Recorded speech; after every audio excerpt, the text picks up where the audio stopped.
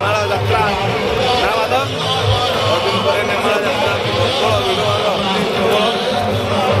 ମାଧ ଏ ଭିଡ଼ରେ କ'ଣ କହିବାକୁ ଚାହୁଁଥିଲେ ଆଜି ତ ଆପଣଙ୍କ ପାଇଁ ପ୍ରଥମ କ'ଣ କହିବାକୁ ଚାହୁଁଥିଲେ କେମିତି ଲାଗୁଛି ଯାତ୍ରା ବହୁତ ଭିଡ଼ ଆଉ କ'ଣ କୁହ ଭିଡ଼ରେ ଚାଲି ବହୁତ କଷ୍ଟରେ ଆମେ ଚାଲୁଛୁ ଆଉ ଦେଖନ୍ତୁ ଆମ ପଛରେ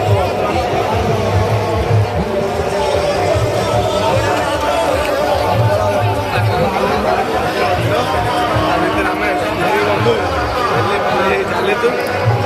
ଚାଲିଛୁ ନେମାଳ ଯାତ୍ରାର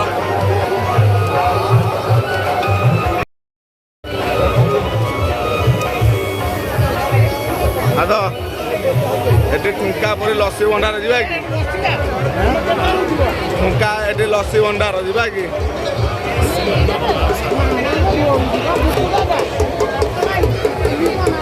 ନା କୋଉଠିକି ଯିବା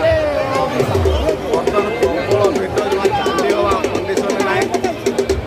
ପ୍ରବଳ ଲୋକରେ ଏ ବର୍ଷର ନେମାଳ ଯାତ୍ରା ଅତି ସୁନ୍ଦର ଭାବରେ ହେଉଛି ମାଧ ଏ ଛୋଟ ଛୁଆ ଖେଳ ଖେଳିବା କି ନା ଆଉ କ'ଣ ଖେଳିବା କହ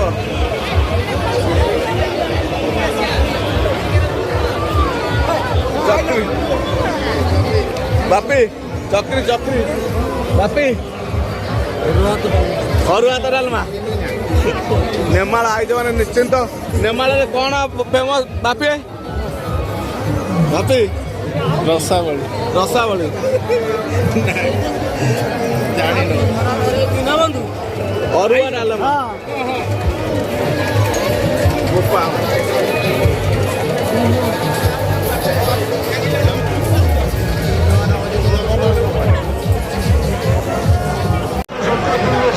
ପ୍ରବଳ ଆଲ ବେଲୁନ ବେଲୁନ ଆଲ ବେଲୁନ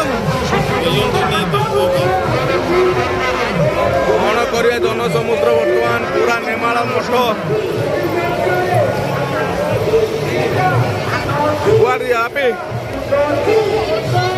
ଆଡ଼କୁ ଯିବା ଆଡ଼କୁ ଯିବା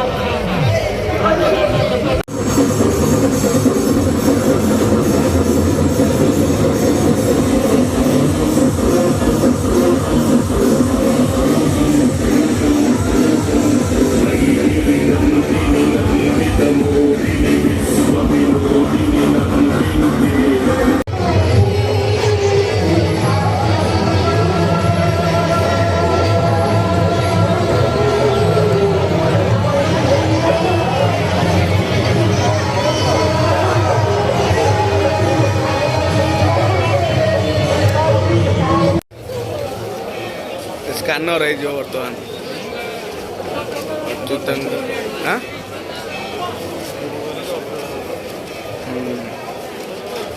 ଫାଙ୍କା ଟିକେ ଟିକେ ହେଇଗଲାଣି ନାଇଁ ବର୍ତ୍ତମାନ ପରିବେଶ ଟିକେ ଅଳ୍ପ ଫାଙ୍କା ହେଇଗଲାଣି ଭୋଗ ଦୋକାନ ଟିକେ ନେଇଯିବା ନା ରାତି 2:30 ହେଇଗଲାଣି ଆଉ କେମିତି କ'ଣ ଲାଗୁଛି ମାଧ କେମିତି ଦର୍ଶନ କଲ କେମିତି କ'ଣ ତମକୁ ଲାଗୁଛି